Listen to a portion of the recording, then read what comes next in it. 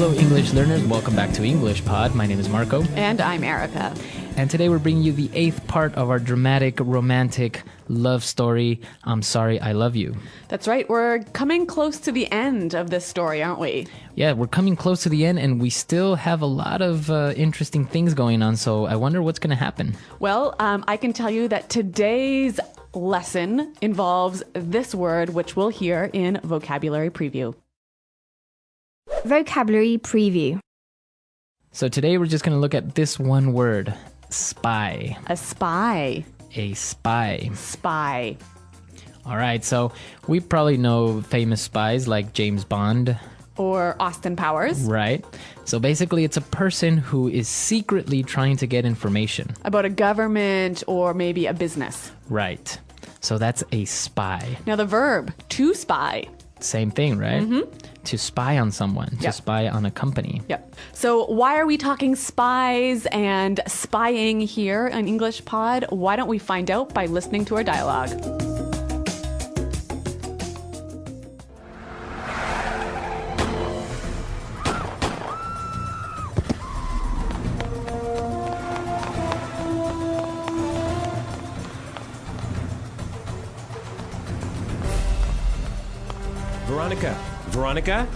Veronica, are you okay? Steven, what's going on? Who were those guys? I didn't know you have a gun. What's going on? I will come clean as soon as we get to safety, okay? For now, you have to trust me. Please, I would never do anything to hurt you. Steven, Okay, run!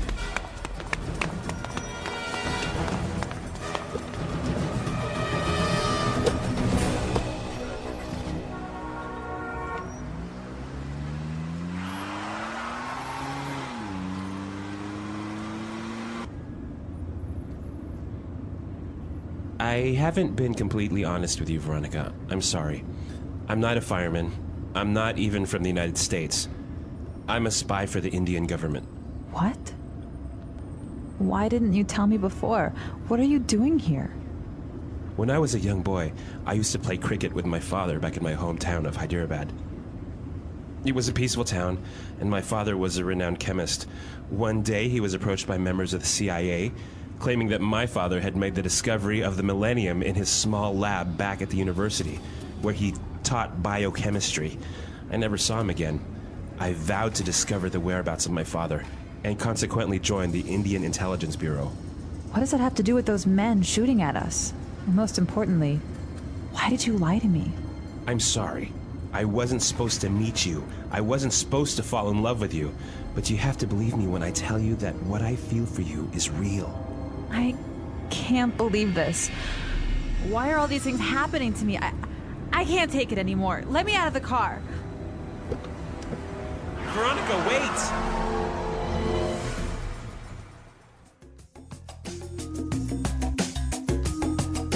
All right, so Steven is not even American. He's an Indian spy. He's not even a firefighter. Well, there you go. See, oh my God. Many surprises on this love story. It gets deeper and deeper. Well, why don't we take a look at some of the vocabulary that was used in this great story in Language Takeaway. Language Takeaway. Well, here we've got a lot of language that you can use when you need to be honest about something. We're going to look at 6 phrases here. Now, the first one, Steven says he needs to come clean. Come clean. Come clean. Right, so basically he needs to tell the truth. He needs to confess. Confess, right? About something that he maybe wasn't truthful about in the past. Yeah, maybe he had a secret or maybe he lied about something. Yep. So now he's coming clean. Mm-hmm. Very good. So he comes clean and he tells the story about his childhood, and he says his father was a renowned chemist. Renowned. Renowned. Okay, so if you are a renowned chemist, you're very famous and well respected. So you can use that with people or with places. A renowned restaurant. Okay, so very popular, very well known. Yeah. We also hear it's commonly like this, a world renowned chemist, a world renowned restaurant. So it's not only popular locally, but the whole world knows about it. Very good. All right, and so he continues with his story, and he says he was approached by members of the CIA. Approached. to be approached by. Okay, so if I am approached by somebody from the CIA, what does that mean? Well, they come to talk to you about something really important. Okay, so the verb to approach someone can mean get close to. Right, to walk up to them or something like that. Right, but it also carries this meaning of coming to talk to you about something. Something important. Something very important. Yep. So for example, I can say, my boss approached me this morning to talk about an important pay raise. Ooh, lucky you. Or maybe Jim approached me to ask if I know if his wife is cheating on him or not. Wow. All right. So that's how you would use this verb, approach someone. Now let's move on to the next word. So he was approached by members of the CIA and they were claiming something about his father. That's right. So to claim. Claim something. To claim something. All right. So basically, when you're claiming something, you are saying that it's true. Right. It might not be true. But we don't know. Yeah. So for example, he claims he makes $4 million a year. Okay. Or Bob claims that he saw a UFO. Mm-hmm. We can't prove it if it's true or not, but that's what they're saying is true. Yep. So Stephen's father disappeared and, well, he vowed to discover where he was. So Stephen vowed to find his father. Vow. To vow. So this verb to vow means to make a strong promise, right? Yes. And we use it also in marriage, right? Wedding vows. Wedding vows, which are basically promises. Mm-hmm. So if you vow something, you make a very strong promise. Yes, it's very, very bad if you break a vow. Oh, really? Mm-hmm. What happens? I don't know. Probably thunder strikes you and you die. All right, so don't break your vows. Yeah. And the last word on language takeaway today, the whereabouts. The whereabouts. The whereabouts of his father. Mm-hmm. So the whereabouts is the location. The location. Kind of unknown location, right? Right. I think this is a great word for us to listen to some more examples. Example 1. The police don't have any information on the whereabouts of the murderer. Example 2. Currently, the whereabouts of the president are unknown. Example 3.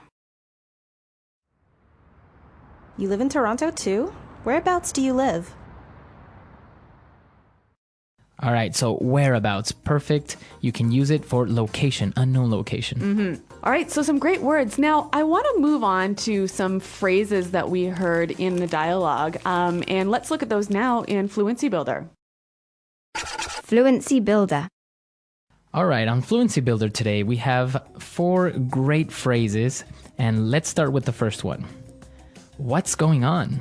So Veronica asks, what's going on? Stephen, what's going on? Basically, what's happening, right? What's happening? What's the situation? Yeah.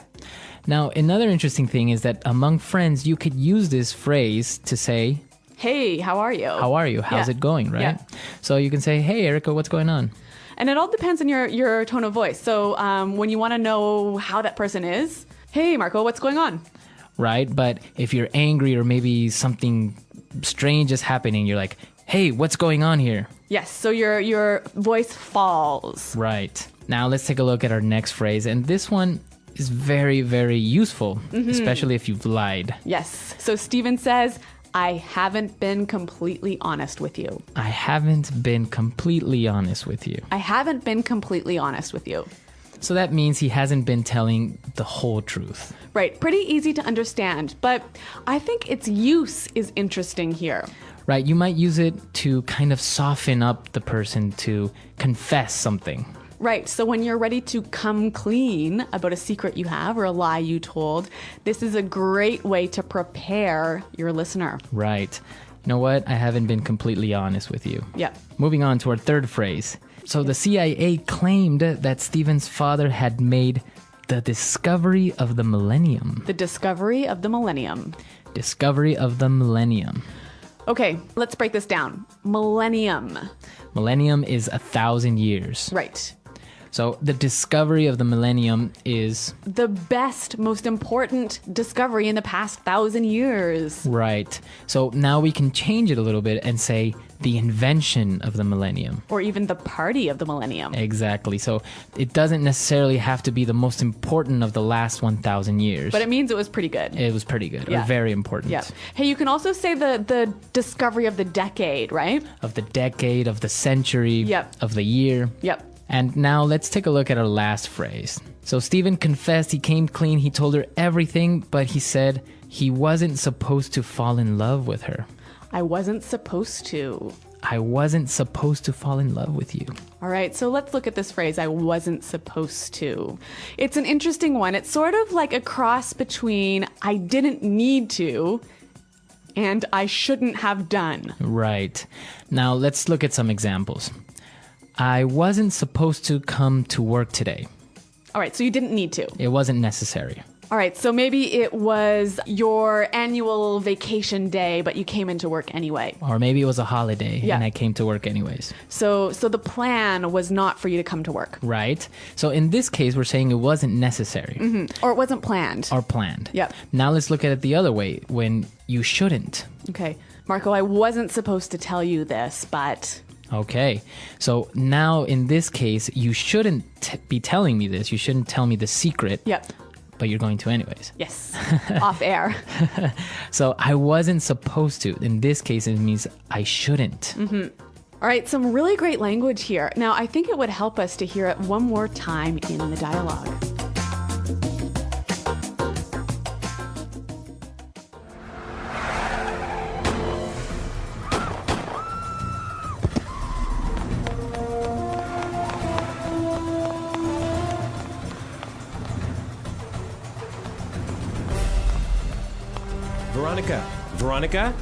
Veronica, are you okay? Stephen, what's going on? Who were those guys? I didn't know you have a gun. What's going on? I will come clean as soon as we get to safety, okay? For now, you have to trust me. Please, I would never do anything to hurt you. Stephen, Okay, run!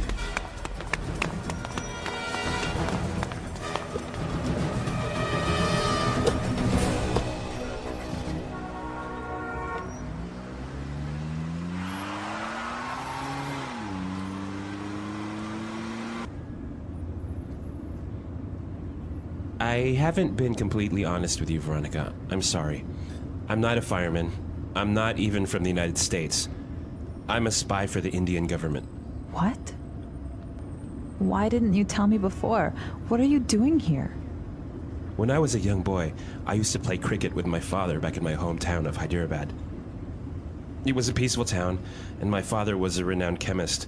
One day, he was approached by members of the CIA, claiming that my father had made the discovery of the millennium in his small lab back at the university, where he taught biochemistry. I never saw him again. I vowed to discover the whereabouts of my father, and consequently joined the Indian Intelligence Bureau. What does that have to do with those men shooting at us? And most importantly, why did you lie to me? I'm sorry. I wasn't supposed to meet you. I wasn't supposed to fall in love with you. But you have to believe me when I tell you that what I feel for you is real. I can't believe this. Why are all these things happening to me? I can't take it anymore. Let me out of the car. Veronica, wait!